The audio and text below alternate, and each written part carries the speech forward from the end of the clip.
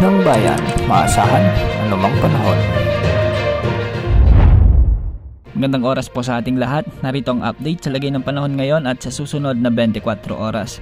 Patuloy pa rin na binabantayan ang low pressure area na nasa loob ng ating Philippine Area of Responsibility at huli itong namataan ng Pag-asa kaninang alas 3 ng hapon sa layong 900 kilometers east of southeastern Mindanao.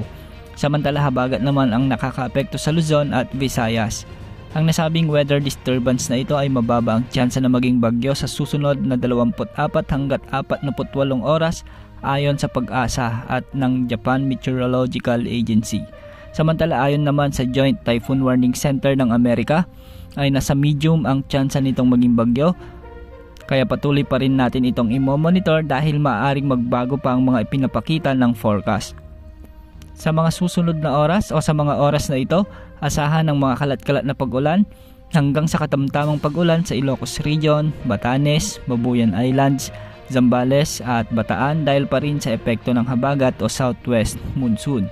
Makikita sa ating satellite animations na concentrated na lang ang makakapal na kolapan ng habagat sa western parts ng Bataan, Zambales, Pangasinan, La Union, Ilocos Sur at Ilocos Norte, kasama na ang mga isla ng Babuyan at Batanes. May mga inaasang pagbugso pa rin ng hangin at pag-ulan dahil sa habagat na ito. Samantala, asahan naman sa Cordillera Administrative Region, Tarlac at Pampanga ang maulap na panahon hanggang sa may kalat-kalat na pag-ulan, may kasamang pagkulog at pagkidlat, dulot pa rin ng thunderstorms at habagat. Samantalang sa Metro Manila ay magiging maulap naman ang mga kalangitan na may mga pagbugso ng hangin, dulot ng habagat. At sa natitirang bahagi ng ating bansa, posible pa rin ang mga pagkidlat pagkulog dahil sa mga localized thunderstorms. Yan ang update sa lagay ng panahon. Ito po ang weather update ng bayan, maasahan anumang panahon.